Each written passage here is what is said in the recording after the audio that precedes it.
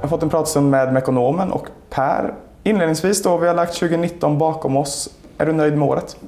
Ja, men det är jag. Vi hade ju visserligen då kanske en lite svagare Q4 än vad jag hade hoppats på. Men tittar man på året som helhet så är vi definitivt nöjda. Och jag har genomfört en hel del bra aktiviteter också som gör oss rustade för framtiden på ett bra sätt. Ni har under året integrerat de 2 verksamheterna som ni förvärvade i slutet av 2018, Interteam och FTZ. Kan du berätta lite kort om dem och hur ni har jobbat med att integrera dem? Ja, FTZ är ju ett danskt bolag som är marknadsledare i Danmark, ganska extrem sådan. Har en omsättning i svenska pengar på drygt 3 miljarder och väldigt lönsamt för att vara i den här branschen. En väldigt kraftfull säljmaskin och logistikapparat. Mekonomen har ju funnits i Danmark tidigare och jag brukar säga det lite skämtsamt och lite grann på allvar också att FTZ var väl anledningen till att Mekonomen aldrig lyckades i Danmark på den tiden.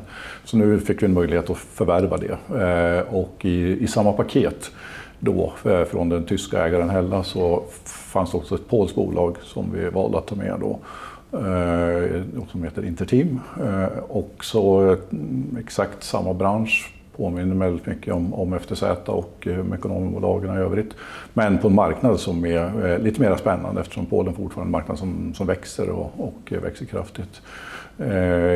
De är inte på något sätt marknadsledare, ändå ett stort bolag men på en väldigt stor marknad.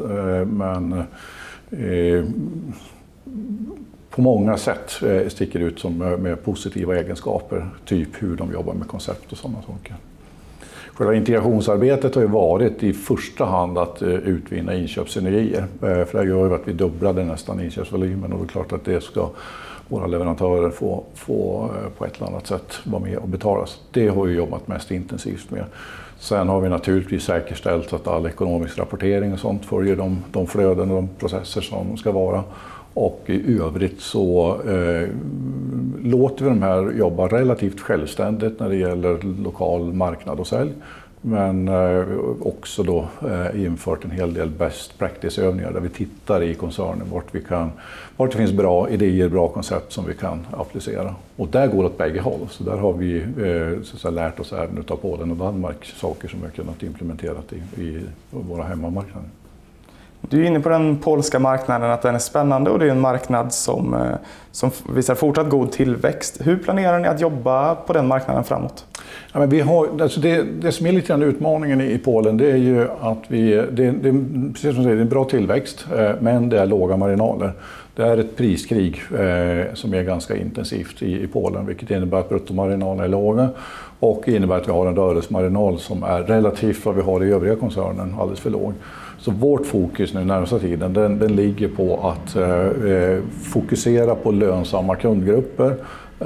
Vi kanske inte behöver vara den som växer mest men vi ska naturligtvis vara med och växa med marknaden men göra det på ett lönsamt sätt så att vi också jobbar upp en bättre rörelsemarginal.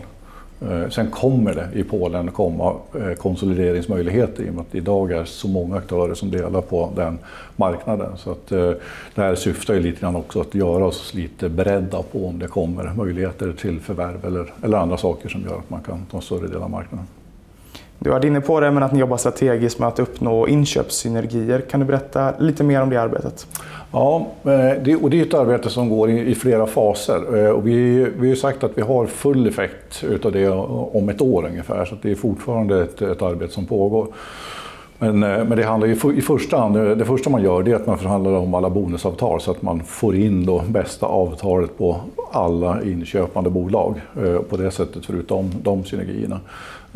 Men sen är det ju omförhandlingar på grund av högre volymer och i slutändan kan också betyda att man byter ut leverantörer mot de som har bättre priser helt enkelt. Så att det är ett pågående arbete över ett antal år och många avtal är ju också årsavtal som behöver förhandlas om. Men det här, så långt så har det ju gått helt enligt plan så att det ser helt okej ut. Ni har tagit ett strategiskt beslut att höja försäljningspriserna. Ser du några risker med det? Men det finns ju alltid risker och nu så det gäller ju i huvudsak då i Sverige och Norge och där är vi marknadsledare. Och då är det lite grann vårt ansvar också att vara den som säkerställer att vi har priser som motsvarar de förutsättningar som finns. Det här är ju drivet utav den dåliga svenska kronan och eftersom vi köper mycket i euro så är det som driver att vi måste höja priserna. Så det har ju inte varit för att, så att säga, tjäna mera pengar utan det har i första hand för att skydda oss mot valutaeffekter. Och bedömningen är att konkurrenterna har samma utmaningar. Så att nu gjorde vi det här i december och det ser så här långt ut som att det har gått vägen. Avslutningsvis, vi blickar lite framåt. Vad fokuserar ni mest på nu under 2020? Ja, men vi har ett jättestort projekt där vi slår ihop centrallagren. Mekas lager i Eskilstuna ska stängas ner och flyttas helt över till Strängnäs. Det är vårt nybyggda automatiserade lager.